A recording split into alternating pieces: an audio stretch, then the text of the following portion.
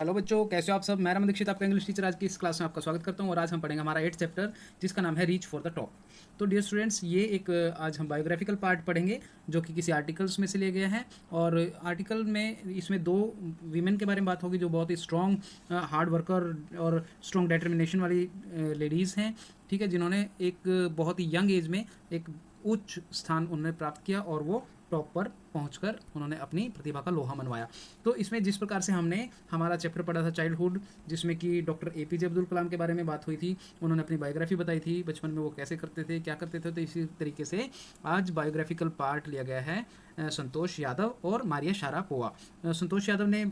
Mountaineering की थी, तो माउंटेनियरिंग के दौरान उन्होंने टॉप पर 2 बार मतलब वो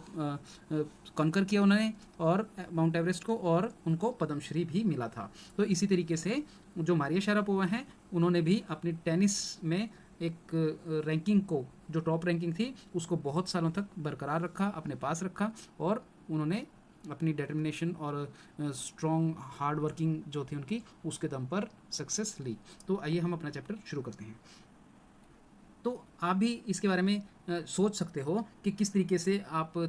किसी पर्सन के बारे में सोचें जो आपका आइडलाइज करता है और उसके अचीवमेंट से आप बहुत ज़्यादा प्रभावित हैं। तो इस तरीके से वो किसी भी क्षेत्र से हो सकता है, तो खेलों से, कला से, या फिर संस्कृति से, कहीं से भी हो सकता है। तो इसके बारे में आप डिस्कस कर सकते हैं, अपने टीचर्स के साथ भी ये बात कर सकते हैं। तो आइए हम अपना चैप्टर शुरू करते हैं। The only woman in the world who has scaled mount Everest twice was born in a society where the birth of a son was regarded as a blessing and a daughter, uh, though not considered a curse, was not generally welcome। तो यहाँ पे क्या हो रहा है कि बताया गया है कि the only woman in the world, भाई वो इकलौती वुमन है, महिला हैं दुनिया की, who has scaled mount Everest twice. तो उन्होंने माउंट एवरेस्ट को 2 बार फतेह किया है, स्केल किया है, ठीक है, मतलब उन्होंने विजय पाई है। With was born in society, वो किस सोसाइटी में, किस समाज में वो पैदा हुई थी, ठीक है,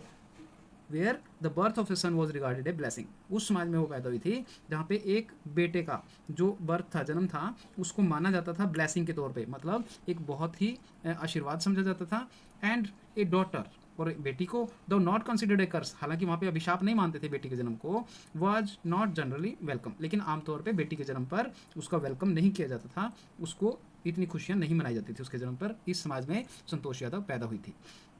When her mother was expecting Santosh, a traveling holy man, giving her his blessing, assumed that she wanted a son. But to everyone's surprise, the unborn child's grandmother, who was standing close by, told him that they didn't want a son. तो यहाँ पे क्या था कि भाई when, ये जब की बात है जब हर मदर वॉज एक्सपेक्टिंग संतोष, जब संतोष उसकी मतलब मदर के गर्भ में थी और वो एक्सपेक्ट कर रही थी, मतलब वो पैदा होने वाली थी। And A travelling Holi man, तो वहाँ पे क्या हुआ, एक ट्रैवलिंग होली मैन मतलब एक कोई साधु आया जो कि ट्रैवल करते हुए आया, वहाँ पे घूम रहा था। गिविंग हिज ब्लेसिंग, तो उसने अपनी ब्लेसिंग दी संतोष की माता को। Assumed that she wanted a son, और उसने अज्यूम किया, मतलब उसने ऐसा माना कि वो उसको एक बेटा चाहिए। बट टू एवरीवन सरप्राइज, लेकिन सभी को बहुत ही अचंभा करने वाली बात है, बहुत सरप्राइज करने वाली बात है, the unborn child's grandmother, अभी वो बच्चा पैदा भी नहीं हुआ था, जो उसकी दादी थी, मतलब संतोष की जो दादी थी, who was standing close by, जो पास में ही खड़ी हुई थी उसकी माँ के, संतोष की माँ के, जब वो साधु आया, told him that they didn't want a son, तो उसने बताया कि उनको बेटा नहीं चाहिए, नहीं चाहते वो बेटा, भाई आपकी जो आप ऐसा सोच रहे हो, भाई हमें बेटा नहीं चाहिए। The Holi man was also surprise, तो जो साधु था उसको भी बहुत ज़्यादा सरप्राइज हुआ। Nevertheless he gave the requested blessing, तो फिर भी कोई बात नहीं, उसने फिर भी जो भी रिक्वेस्ट की उसने ब्लेसिंग, मतलब लड़के की ब्लेसिंग नहीं मांगी थी तो लड़की की मांगी, तो उसने वैसे ही उसको ब्लेसिंग्स दे दी। And as destiny would have it, और जैसे कि डेस्टिनी को, जैसे कि भाग्य को मंजूर था, the blessing seemed to work, तो जो ब्लेसिंग्स थी, जो उसने ब्लेसिंग दी थी, जो आशीर्वाद दिया था उसने, सीम टू वर्क, मतलब उन्होंने काम किया, अपना काम किया।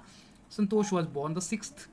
Child in a family of 5 sons, तो जो संतोष थी वो बॉर्न हुई, पैदा हुई एज ए 6th चाइल्ड, मतलब उनके परिवार में छठे बच्चे के रूप में, और जिसमें कि पहले 5 सन्स थे, बेटे थे। ए सिस्टर टू 5 ब्रदर, तो मतलब यहाँ पे 5 भाइयों की एक बहन बन गई Santosh Yadav. She was born in the small village of Joniyawas of Rewari district in Haryana, तो कहाँ पे पैदा हुई संतोष यादव, एक छोटे से गाँव में। क्या नाम था उस गांव का, जोनियावास, और कौन से डिस्ट्रिक्ट में था, रेवाड़ी डिस्ट्रिक्ट, जो कि हरियाणा में है, वहाँ पर वो पैदा हुई। The girl was given the name Santosh, उस लड़की को क्या नाम दिया गया, उसको दिया गया नाम संतोष, विच मीन्स कंटेंटमेंट, जिसका मतलब होता है संतुष्टि। But Santosh was not always content with her place in A traditional way of life. लेकिन जो संतोष थी वो क्या थी, वो कंटेंट नहीं थी, वो संतुष्ट नहीं थी विद हर प्लेस, जहाँ पे वो रह रही थी, और ट्रेडिशनल वेज ऑफ लाइफ, जो पारंपरिक जो जीवन था वहाँ पे जैसे लोग रह रहे थे उससे वो संतुष्ट नहीं थी। She began living life on her own terms from the start.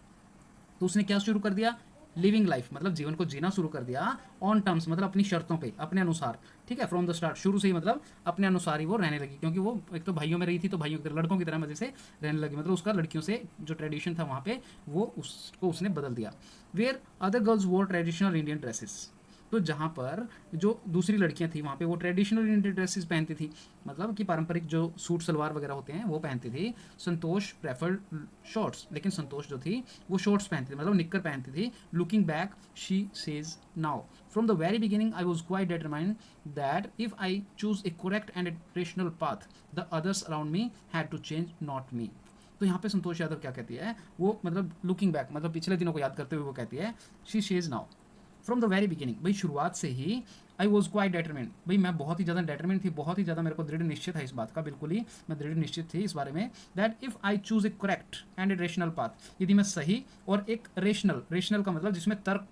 दे सकती है वो, ठीक है, इस तरीके का अगर वो रास्ता चुनती है, तो अदर्स अराउंड मी जो उसके आसपास रहने वाले लोग हैं हैड टू चेंज, भाई उनको बदलना पड़ेगा, नॉट मी। यदि मेरे पास सही आंसर है उस बात का, यदि मैं मतलब अपना कोई ऐसा काम करती हूँ तो लोग बदलेंगे, मैं नहीं। तो इस तरीके से वो बचपन से ही डेटरमेंट थी, दृढ़ निश्चय था उसको।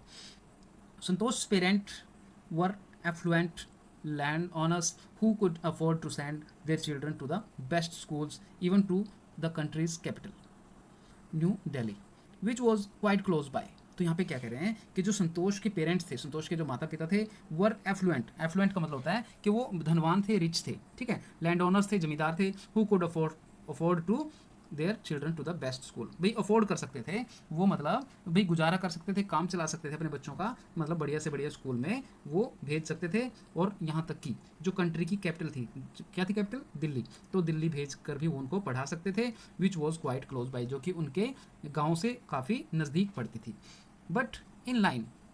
with the prevailing custom in the family, Santosh had to make do with the local village school। तो बट इन लाइन, लेकिन जैसे कि इन लाइन मतलब परंपरा जैसी वहाँ पर थी, विद द प्रिवेलिंग कस्टम, तो जो भी वहाँ पे कस्टम्स थे, जो प्रचलित, प्रिवेलिंग का मतलब है प्रचलित, जो कस्टम रिवाज थे जो इन द फैमिली उनके परिवार में, Santosh had to make do with, तो संतोष को भी मेक डू विद का मतलब होता है काम चलाना, ठीक है। तो किस चीज़ से काम चलाना पड़ा, लोकल विलेज स्कूल से, मतलब अपने स्कूल में ही उसको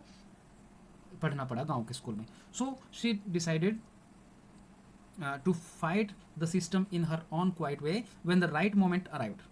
तो क्या हुआ कि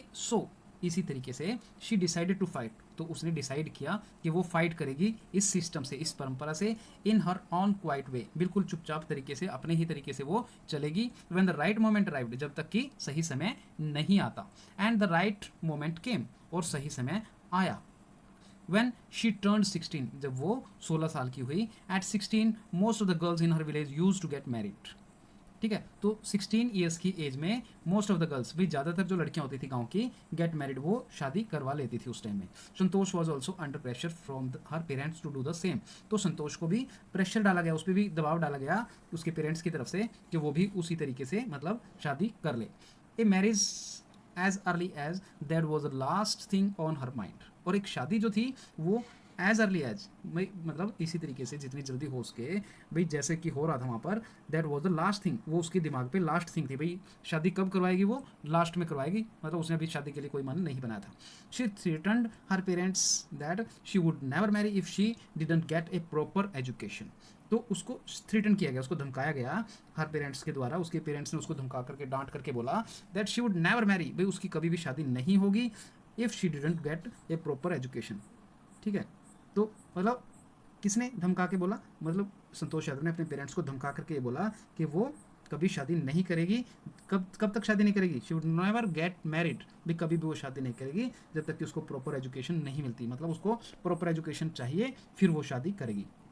शी लेफ्ट होम, तो उसने क्या किया, उसने घर छोड़ दिया, and got herself enrolled in a school in Delhi, और उस अपने आप को कहाँ पे एनरोल करवा दिया, कहाँ पे स्कूल में नाम लिखवा लिया, उसने अपना दिल्ली के स्कूल में नाम लिखवा लिया और घर को छोड़ दिया। When her parents refuse to pay for her education, she politely informed them of her plan to earn money by working part time to pay her school fee. तो अब क्या हुआ, व्हेन जब उसकी पेरेंट्स ने रिफ्यूज़ कर दिया, मना कर दिया to pay for her education, वे वो उसकी एजुकेशन का खर्च नहीं देंगे। शी पोलाइटली इन्फॉर्म्ड देम, तो उसने बड़े पोलाइटली बड़े प्यार से इन्फॉर्म किया उनको, उनको सूचित किया कि हर प्लान टू अर्न मनी, भाई उसका प्लान है पैसे कमाने का, किस तरीके से, वर्किंग पार्ट टाइम, कि भी वो अपना खर्च जो है वो पार्ट टाइम काम करके अपनी स्कूल की फीस को पे कर देगी। इस तरीके से उसने अपना प्लान घर वालों को बता दिया। हर parents then agree to pay for her education, तब उसके जो पेरेंट्स थे वो एग्री हो गए, सहमत हो गए उससे कि वो उसकी एजुकेशन का खर्च देंगे, क्योंकि वो अच्छे काम के लिए उसने दृढ़ निश्चय किया हुआ था। इस तरीके से उसके पेरेंट्स भी एग्री हो गए। तो wishing always to study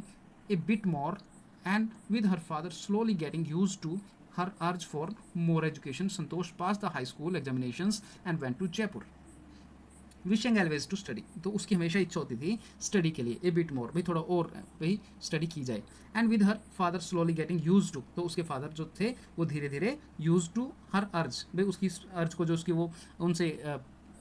pray करती थी, जब उनको वो कहती थी कि भी प्रार्थना करती थी कि भाई आप मुझे और पढ़ने दें, तो मोर एजुकेशन के लिए जब भी, तो उसके फादर भी यूज टू हो गए, मतलब वो उसकी बात मानने लगे पढ़ने के लिए।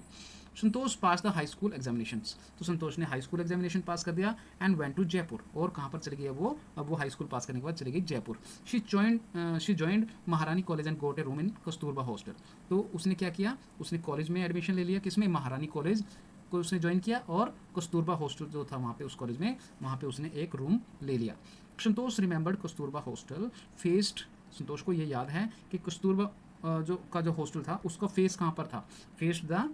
अरावली हिल्स, तो उसका जो फेस था वो अरावली की जो पहाड़ियाँ थी वहाँ पे उनकी तरफ था। I used to watch villagers from my room, तो वो क्या किया करती थी, वो वॉच किया करती थी, देखा करती थी लोगों को, कहाँ पे देखा करती थी, गांव वालों को कहाँ पे जाते हुए देखा करती थी अपने कमरे से, गोइंग अप द हिल, कि वो पहाड़ी की तरफ जा रहे होते थे, ऊपर की तरफ। And suddenly vanishing after a while, और अचानक से थोड़ी देर के बाद ही वैनिश हो जाते थे, मतलब गायब हो जाते थे, मतलब वो पहाड़ी पर चढ़ जाते थे और दूसरी ओर उतर जाते थे, इस तरीके से वो गायब हो जाते थे, उसको गायब होते हुए दिखाई देते थे उसके रूम से।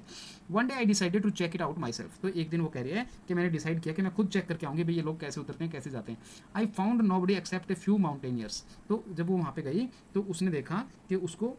कुछ माउंटेनियर्स, मतलब जो पहाड़ चढ़ने वाले जो लोग थे वहाँ पे, जो पहाड़ चढ़ने की मतलब गेम खेलते थे, एक प्रकार का एडवेंचर करते थे, वो लोग उसको वहाँ पर मिले, उसके अलावा उसको वहाँ पर कोई नहीं मिला जो वो खुद चेक करने के लिए। I asked if I could join them, तो वो कह रही है कि मैंने उनसे पूछा कि क्या मैं भी आप लोगों के इस एडवेंचर ट्रिप को, जो भी आप एडवेंचरस जो ये वर्क कर रहे हो, इसको ज्वाइन कर सकती हूँ। To my pleasant surprise they answered in the affirmative and motivated me to take a climbing, तो यहाँ पे कह रही है कि भाई टू माई प्लेजेंट सरप्राइज, भाई उसको बड़ी खुशी से भरा हुआ एकदम से सरप्राइज हुआ। दे आंसर्ड इन द एफर्मेटिव, उन्होंने पॉजिटिव आंसर दिया। एंड मोटिवेटेड मी, और उसको संतोष यादव को उन्होंने मोटिवेट किया टू टेक टू क्लाइंबिंग, कि वो भी पहाड़ पर इस तरीके से माउंटेनियरिंग कर सकती है, ठीक है। तो then there was no looking back for the determined younger, तो यहाँ पे उसके बाद भाई लुकिंग बैक मतलब उसने कभी भी पीछे मुड़ करके नहीं देखा, इस दृढ़ निश्चय वाली जो यंग लड़की थी, वो बिल्कुल अभी तो छोटी सी उम्र थी उसकी, अभी उसने कॉलेज स्टार्ट किया था, तो इस तरीके से उसने कभी फिर पीछे मुड़कर नहीं देखा।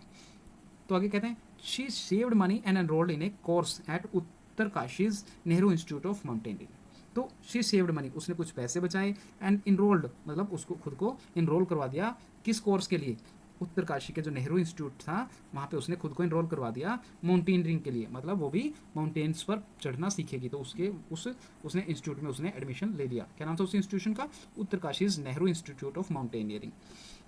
तो आगे कहते हैं my college semester in Jaipur was to end in April but it ended on the 19th of May, तो यहाँ पे कह रही है कि जो मेरे कॉलेज के सेमेस्टर सिस्टम जो वहाँ पे चल रहा था तो जयपुर में, तो उसको एंड होना था अप्रैल में, लेकिन वो कब एंड हुआ, वो हुआ 19th of May को, ठीक है, 19 मई को वो एंड हुआ। And I was suppose to be in Uttarkashi on the 21st, और मुझे पहुंच जाना था उत्तरकाशी के उस इंस्टीट्यूशन में 21 को, 21 मतलब मई तक पहुंच जाना था। तो आगे कह रहे हैं कि भाई so I didn't go back home, तो अब वो अपने गांव में अपने घर पे नहीं गई, instead I had straight for the training, तो इसकी जगह पे वो कहाँ पर पहुंच गई, वो सीधे पहुंच गई ट्रेनिंग के लिए, ठीक है, तो वो ट्रेनिंग के लिए उत्तरकाशी के नेहरू इंस्टीट्यूट पहुंच गई। I had to write a letter of apology to my father without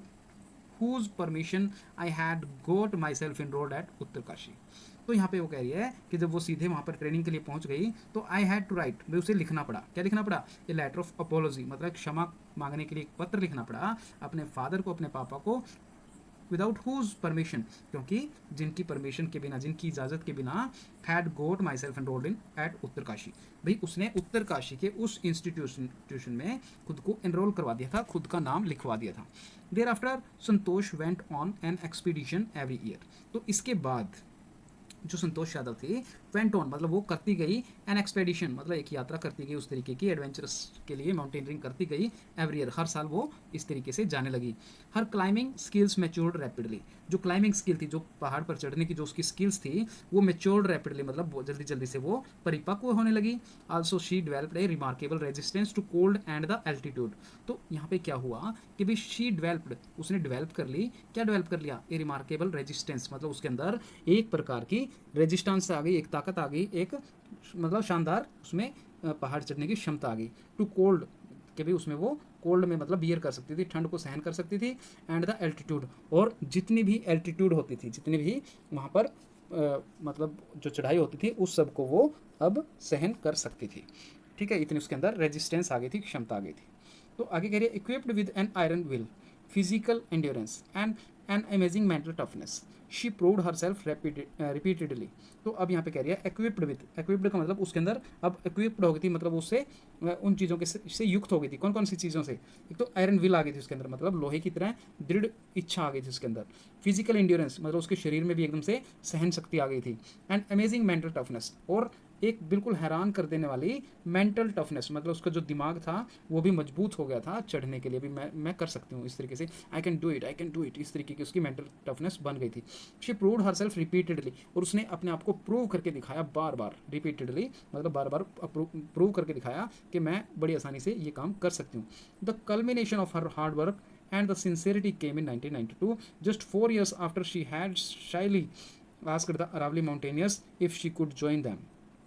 तो क्या हुआ, द कल्मिनेशन मतलब जो निष्कर्ष था, जो सार था इस सब का, उसके हार्ड वर्क का, जितने सालों से वो हार्ड वर्क करी थी, जितनी मेहनत करी थी, जो उसने सीखा था, एंड सिंसियरिटी केम इन 1992, तो उसको मतलब वो वक्त कब आया उसका, जब उसको मतलब एक्सपीडिशन पे, उस पहाड़ पे एडवेंचर के लिए माउंटेनियरिंग करने का वक्त आया 1992 में। Just 4 years after she had shyly asked the Aravalli mountaineer, भाई अब उसको कितने ईयर्स हुए थे, अब उसको माउंटेनियरिंग करते हुए 4 years हो चुके थे। भाई उसने शाइली आस्क्ड, बड़ी शर्माते हुए से पूछा, उसने झिझकते हुए से पूछा कि जो अरावली पे माउंटेनियर्स थे कि भाई क्या वो उनको ज्वाइन कर सकती है, तो इस तरीके से उसने उनसे पूछा।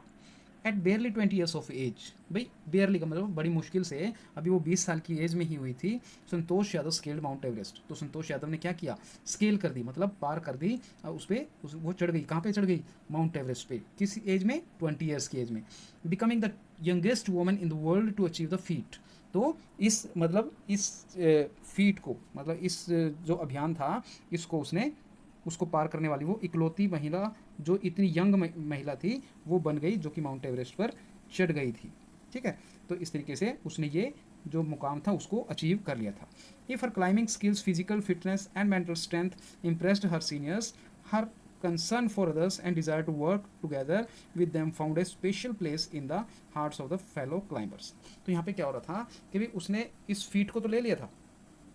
ठीक है, तो यहाँ पे एक चीज़ और हुई कि जो उसकी क्लाइंबिंग स्किल्स थी, जितने उसकी चढ़ने की जो बढ़िया तरीके से वो चढ़ती थी, जो उसकी क्षमता थी, फिजिकल फिटनेस भी उसकी अच्छी थी, शारीरिक के रूप में भी उसके अंदर ताकत थी चढ़ने की, एंड मेंटल स्ट्रेंथ, और उसका जो मानसिक जो उसकी ताकत थी, मतलब दिमाग में उसके किसी भी प्रकार का कोई दबाव या डर नहीं था कि भाई मैं ये काम नहीं कर सकती, मतलब उसमें आयरन विल थी।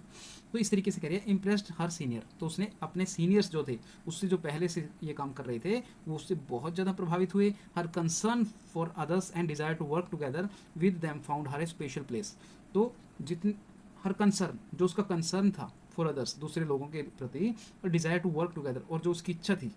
ठीक है, दूसरों के लिए, मतलब वो चिंता भी करती थी और उनको साथ लेकर चलती थी, और उसकी इच्छा रहती थी कि वो दूसरों के साथ मिलकर काम करे। विद देम फाउंड है स्पेशल प्लेस, तो उन सबको इसीलिए उसमें उसको एक संतोष यादव को एक स्पेशल प्लेस दे दिया, उन्होंने एक स्पेशल जगह दे दी कि भाई हाँ ये बिल्कुल फ्रेंडली नेचर के साथ सबकी मदद करने वाली और अपना काम डिटर्मिनेशन के साथ करने वाली लड़की है। In the heart of fellow climbers, तो इस तरीके से वो अपने जो साथी, उसके माउंटेनियरिंग करने वाले साथी थे, उनके दिल में वो मतलब एक उसने एक स्थान बना लिया, एक रिस्पेक्ट बना ली।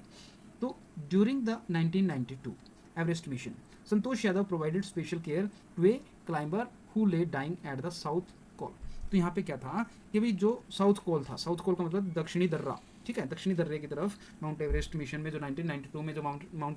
एवरेस्ट का मिशन जो चल रहा था, संतोष यादव प्रोवाइडेड स्पेशल केयर। तो संतोष यादव ने क्या किया, प्रोवाइड की मतलब प्रदान की स्पेशल केयर किसको, जो उसके साथ का एक क्लाइंबर था, हु ले डाइंग, जो कि मरने ही वाला था साउथ कॉल में, दक्षिणी दर्रे में, उसको एक स्पेशल केयर दी उसने। मतलब बहुत ही साहसिक काम था ये, क्योंकि वहाँ पे जब माउंटेनियरिंग करते हैं तो किसी के पास भी इतना टाइम नहीं होता वो किसी की हेल्प कर सके, लेकिन संतोष यादव ने उस मिशन के दौरान ऐसा किया। तो she was unfortunately unsuccessful in saving him. ये अनफॉर्चुनेट था, मतलब दुर्भाग्य था कि भाई वो अनसक्सेसफुल रही, भाई वो उसको बचा नहीं पाई उसके जीवन को, लेकिन उसने भरसक उसकी मतलब मदद की थी। However she manage to save another climber, हालांकि उसने मैनेज कर लिया, दूसरे जो एक क्लाइंबर था कोई और, उसको उसने सेव कर लिया था, मतलब उसकी ज़िंदगी उसने बचा ली थी। और उस क्लाइंबर का नाम क्या था, Mohan Singh, who would have met with the same fate. तो शायद उसको भी यही फेट मिला होता, मतलब इसी तरीके से वो भी मर गया होता, उसको भी यही भाग्य बन गया होता, मृत्यु उसको प्राप्त हो गई होती, had she not shared her oxygen with him. यदि जो संतोष यादव थी अगर उसके साथ वो अपनी ऑक्सीजन शेयर ना करती, क्योंकि बहुत ही मुश्किल होता है किसी को अपनी ऑक्सीजन देना, लेकिन संतोष यादव ने उसके साथ अपनी ऑक्सीजन शेयर की और उसके जीवन को बचा लिया। उसका नाम था मोहन सिंह। तो विद 12 मंथ्स, और क्या हो रहा है, Santosh found herself a member of an Indo Nepalese women expedition that invited her to join them. तो अभी 12 मंथ ही हुए थे उसके एक्सपीडिशन को। तो अब क्या हो रहा था कि भाई संतोष यादव को पता चला को, मतलब उसके पास एक कॉल आई कि भाई उसको मेंबर बनना है। किस चीज़ का मेंबर बनना है, इंडो नेपलीज वुमेन एक्सपीडिशन का, मतलब इंडिया और नेपाल का, ठीक है, मिल करके वीमेन का एक अभियान, एक्सपीडिशन होना है, अभियान होना है। That invited her to join them, भाई जिसके लिए उसे ज्वाइन करने के लिए इनवाइट किया गया संतोष यादव को, भी आप हमारे साथ माउंटेनियरिंग करें, ठीक है, या माउंट एवरेस्ट पर चढ़ें। इस तरीके से उनको संतोष यादव को नेपलीज इंडो जो वीमेन एक्सपीडिशन था उसके लिए आमंत्रित किया गया। She then scaled the Everest a second time. तो उस टाइम अब संतोष यादव ने जो माउंट एवरेस्ट थी उसको सेकेंड टाइम पार कर दिया, ठीक है, thus setting a record as the only women to have scaled the Everest twice and securing her for herself India a unique place in the annals of mountaineering. तो यहाँ पे क्या हो रहा है कि भाई उसने क्या किया, जब वो इंडो नेपाल वीमेन एक्सपीडिशन के लिए गई तो उसने माउंट एवरेस्ट को दूसरी बार पार कर दिया, और ये एक रिकॉर्ड था कि भी किसी वुमेन ने माउंट एवरेस्ट को 2 बार पार किया हो। एंड सिक्योरिंग हरसेल्फ, और उसने सिक्योर किया अपने आप को, मतलब अपने आप को एक दर्जा दिया, इंडिया एंड इंडिया, और इंडिया को भी एक दर्जा दिया, एक यूनिक प्लेस दिया, एक अद्भुत स्थान दिया in the anal of mountaineering. मतलब एनल का मतलब होता है इतिहास, ठीक है, तो इसकी माउंटेनियरिंग के इतिहास में भारत का नाम ऊंचा कर दिया अब, क्योंकि वो 2 बार इसको पार कर चुकी थी माउंट एवरेस्ट को। In recognition of her achievements, और उसकी अचीवमेंट्स को हम याद करें, the Indian government bestowed upon her one of the nation's top honour the Padmashri. तो उसकी रिकॉग्निशन करते हुए, उसके अचीवमेंट्स को मानते हुए, जो इंडियन गवर्नमेंट थी, जो भारत सरकार थी, बेस्टोड मतलब उसको प्रदान किया, नवाजा उसको, किससे भी, इंडिया का जो टॉप जो नेशन का ऑनर है, पद्मश्री, मतलब पद्मश्री का सम्मान उसको संतोष यादव को मिला। Describing her feelings with when she was literally on the top of the world, Santosh has said, "It took time for the enormity of the moment to sink in. Then I unfurled the Indian tricolor and held it aloft on the roof of the world." तो यहाँ पे क्या कह रही है कि भी describing हर feelings, अपनी भावनाओं को डिस्क्राइब करते, अपनी भावनाओं को व्यक्त करते हुए, व्हेन शी वाज लिटरली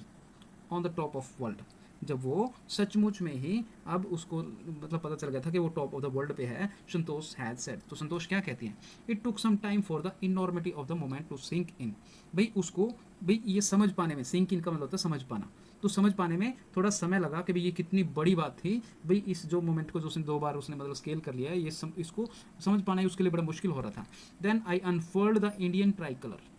और तब वो याद करती है उस बात को कि उसने किस तरीके से जो भारत का तिरंगा है उसको लहराया था, ठीक है, कहाँ पर, and held it aloft on the roof of the world, और उसने ये जो तिरंगा लहराया था माउंट एवरेस्ट की चोटी पर, ये ना केवल उसने चोटी पर लहराया था बल्कि इसको उसने ऊंचा किया था, कहाँ पे, वर्ल्ड में, मतलब सब देशों में ये मुकाम नहीं हासिल कर पाई थी कोई महिला, तो उसने ये समझो कि भाई ये दुनिया पर लहरा दिया था तिरंगा, दुनिया भर में वो टॉप पर आ गई थी। The feeling is indescribable. तो यहाँ पे डिस्क्राइब नहीं किया जा सकता, ये इस तरीके की फीलिंग थी। The Indian flag was flying on the top of the world, क्योंकि अब जो इंडियन फ्लैग था वो टॉप ऑफ द वर्ल्ड मतलब दुनिया में सबसे ऊंचा लहरा रहा था। ये काम किसी से नहीं हुआ था, माउंट एवरेस्ट को ट्वाइस स्केल नहीं कर सका था कोई। तो it was truly a spiritual moment, तो ये बहुत ही स्पिरिचुअल मतलब अलौकिक, मतलब जिसमें कि एक बिल्कुल ऊर्जा थी, पॉजिटिविटी थी, इस तरीके का वो ये एक क्षण था। I felt proud as an Indian, वो कहती हैं कि मुझे बहुत इंडियन होने का बहुत ही ज़्यादा प्राउड फील हुआ, बहुत गर्व महसूस हुआ कि मैं भारतीय हूँ। आल्सो ई फेरवेंट एनवायरमेंटलिस्ट, तो वो ये यहाँ पे कहते हैं कि वो फेरवेंट का मतलब होता है सच्चा, ठीक है, तो सच्ची वो एनवायरमेंटलिस्ट भी थी, मतलब वो पर्यावरणविद भी थी, पर्यावरण से प्रेम करने वाली भी रही हैं Santosh Yadav. Santosh collected and brought down 500 kilogram of garbage from the Himalayas. तो यहाँ पे क्या कह रही है, वो किस तरीके से सच्ची एनवायरमेंटलिस्ट हैं, पर्यावरणविद हैं। संतोष ने कलेक्ट किया क्या, गार्बेज मतलब कूड़ा इकट्ठा किया, जो कि मतलब गंदगी थी हिमालय पे, और वो लेकर के आई नीचे वहाँ से ऊपर से पहाड़ों पे से 500 किलोग्राम गार्बेज हिमालय से, ठीक है। तो इसलिए बच्चों आपको भी कूड़ा नहीं फैलाना चाहिए और इस तरीके से हमारे जो एनवायरनमेंट है उसको उसका सच्चा साथी बनना चाहिए आपको, उसकी मतलब उसको अच्छा और साफ़ सुथरा रखने में मदद करनी चाहिए। इस प्रकार से ये हमारा फर्स्ट पार्ट था जिसमें हमने संतोष यादव के बारे में पढ़ा। तो डियर स्टूडेंट्स, हम इसका सेकंड पार्ट पढ़ेंगे जिसमें हम मारिया शारापोवा के बारे में पढ़ेंगे। तो ठीक है बच्चों, अगर आप इस चैनल पर नए हैं तो आप चैनल को सब्सक्राइब कर लें, वीडियोज़ को लाइक और शेयर करें ताकि आपको और चैप्टर्स पढ़ने का मौका मिले। ठीक है बच्चों, थैंक यू, बाय।